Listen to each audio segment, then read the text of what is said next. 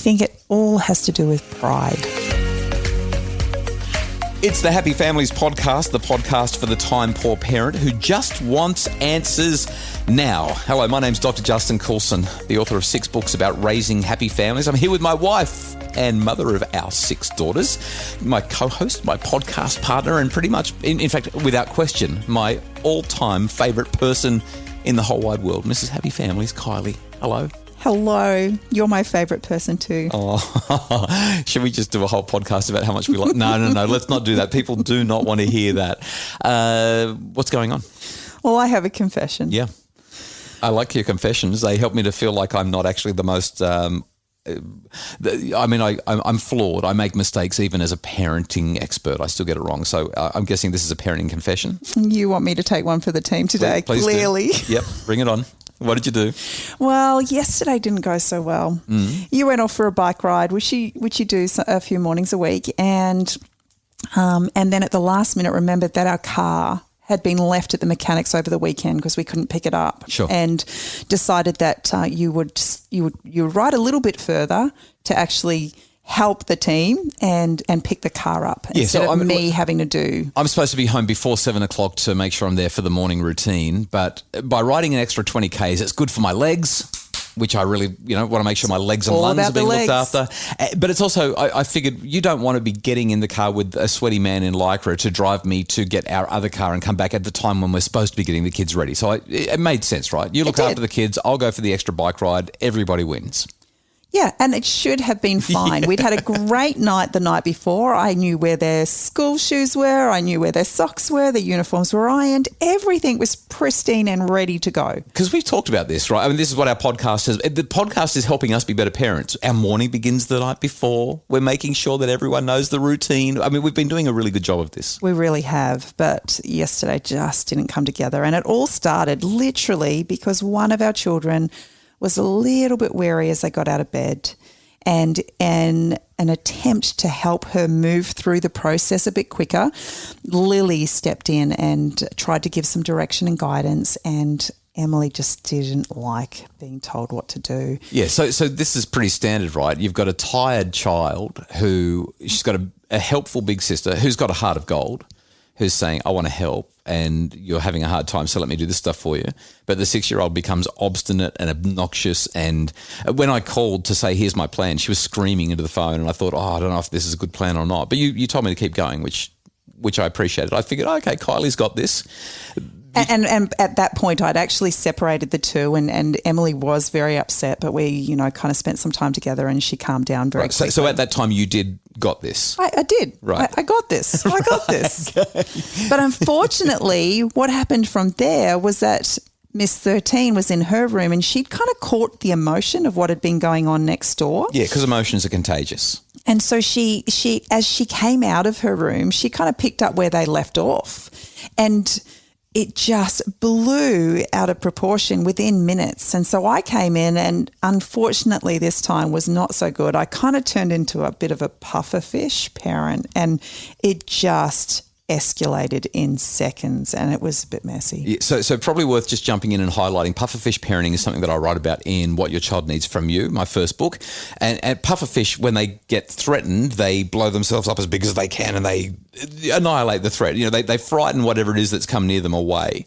Clearly, I'm not very good at puffer fishing because my kids are not scared of me at all. Right, puffer fishing. But it makes everyone feel horrible, right? Emotions are contagious, like you said. So Annie's cranky because the other kids were cranky, even though the other kids have calmed down. But now they started treating each other badly, and you become the puffer fish, and now the whole family's cranky. And I'm on my bike, blissfully unaware of it, listening to podcasts, thinking, how good is this morning? Well, and the biggest thing about it all is that we're all feeling really justified in our actions and our anger. Yeah, because it wasn't your fault, it was their fault. That's exactly right. And that's what they're thinking about each other. That's exactly right. So let's talk about triggers, the ultimate parenting triggers. My guess is that the kids fighting is one for you. Yeah, definitely. Yep. I really struggle as a mum watching my children who can be so peaceful and attentive to each other's needs and then turn on each other in the next breath. Yeah, they turn the living room into Fight Club. Yes. It's pretty nasty, isn't it? What other triggers have you got? Let's unpack this publicly. Let's just talk about all of your triggers. All of my triggers. I absolutely hate, it doesn't matter whether it's children or adults, but I hate name calling. Oh, I thought that's where the sentence stopped. I hate children and adults, but it's the name calling. Okay, got it. Name calling is just probably one of my biggest pet peeves.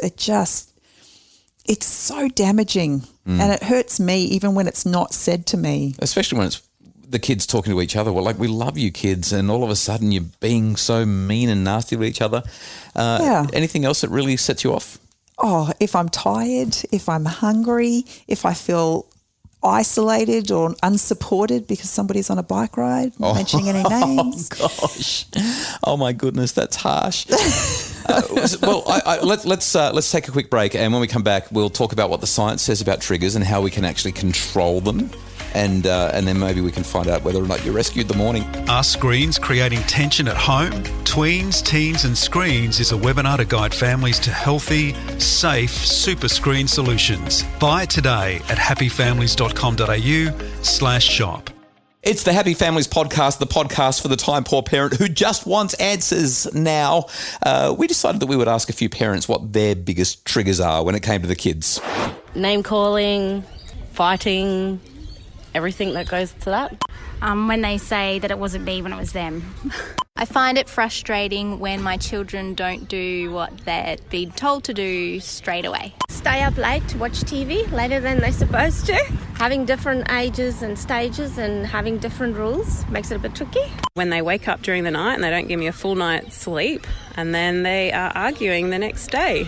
Teenage daughters doing TikTok dancing in front of the mirror and not doing her homework, slamming doors.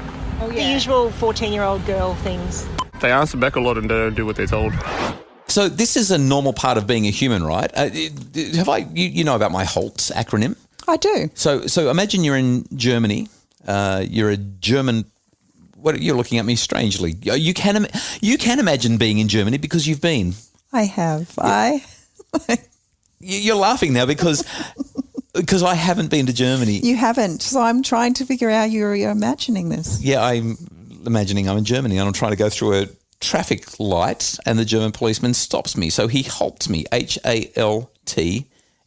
But there's lights. There's no policeman there. Well, let's just say I'm going to go through an intersection. Now you're just guiding. Now you're just showing off because you've been to Germany. So continue your story. Let me just explain why Kylie's been to Germany and I haven't. Some years ago, when our eldest daughter was back in grade 10, I think it was, she went on a school excursion to Germany, and Kylie decided to be the parent to tag along and provide that extra supervision. And I stayed home with the other. How many children did I stay home with? The other 43 children. 43. That's what it felt like. It was literally the first time I'd been let out of the house for about 15 years. The first time you've been let out of the house. What am I doing to you? And I stayed home on my own for 3 weeks with all the kids. You did an amazing job. That's actually not what happened at all. It was terrible, but we won't talk about that. We got through it. It was actually, I did a good job. Anyway, we digress. So you're in Germany and a policeman stops you from going through the intersection. There's no traffic lights on the intersection, just to please Mrs. Happy Families here. And he halts you, H.A.L.T.S. These 5 letters actually, I guess, help us to identify the central triggers that are going to set us off, regardless of whether we're with our kids or anybody. This is just part of being a human. Are you planning on testing me on this? Let's go. What does H stand for?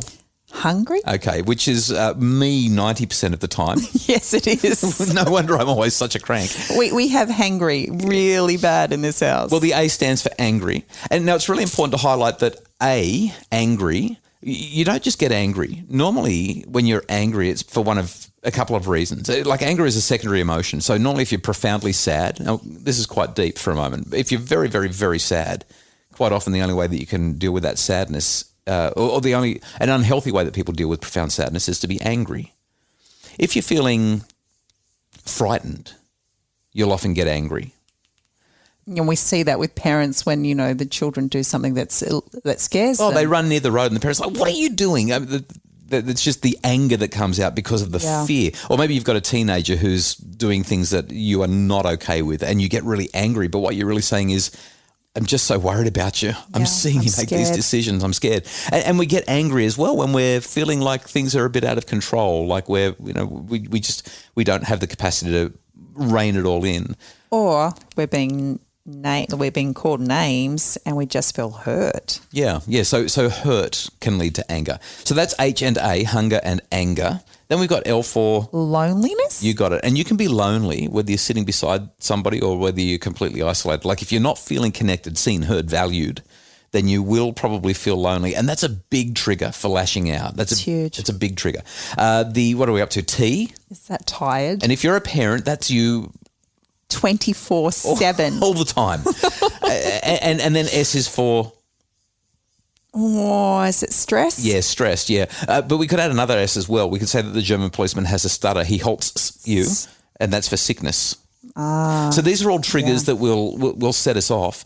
And the reality is there's no simple way around those triggers except to make sure that you've got a full belly, that you're well rested, that you don't have any stress in your life, and that you feel connected to people all the time. Ever. Yeah. So it's not very realistic. What we've got to do instead to manage these triggers is harness the power of modern psychology and do a lot of the things that we talk about on this podcast, in my programs and in my membership, because that's how we learn how to repattern our brain and not be triggered by our kids. Just listening to you talk, it kind of took me back to our conversation last week about magic mornings. And I think one of the major things that will help us with these triggers is routine.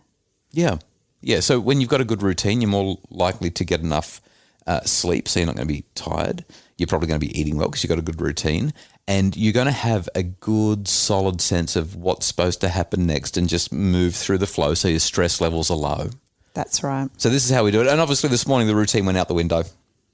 Well, it didn't go out the window, just the kids were just crazy. How did you pull it back together, or did you not? Well, I'm really happy to say that this morning, doesn't always happen this way, but this morning I was able to pull it back together. Because you had been triggered, right? You were not at your best. I was definitely not at my best. And so voluntarily, we all left the living space for a period of time, and we were able to kind of stop talking, and that allowed our brains to start working a bit more, and we kind of had some time to be introspective. And when we all came back together for what we would normally do as our brief family meeting, just to check in with each other. So we have a devotional every morning as a family, and that does not work very well when people are angry at each other. So it doesn't, and I actually was not very confident that they would even come. High emotions, low intelligence, it's going to be a horrible time, but they all came back together. They all came back together, and as we sat down and we kind of shared a brief message together, and I just said, girls, what happened this morning? And it was actually our 13-year-old who just blew it out of the park. And she said, you know what, Mum, I think it all has to do with pride. She said, we're so caught up in being right and being justified in how we feel that we forget the flow-on effect that one brief action or interchange with another person can actually have, not only on that person, but the whole family. And that's exactly what happened this morning. I love that answer though, pride. It's pride. It's me not being able to let go and be humble enough to say sorry or I did the wrong thing. It's about pride. Yeah. Yeah, that's awesome. And each of us were able to acknowledge the part that we played in this morning and apologise to everyone as a group.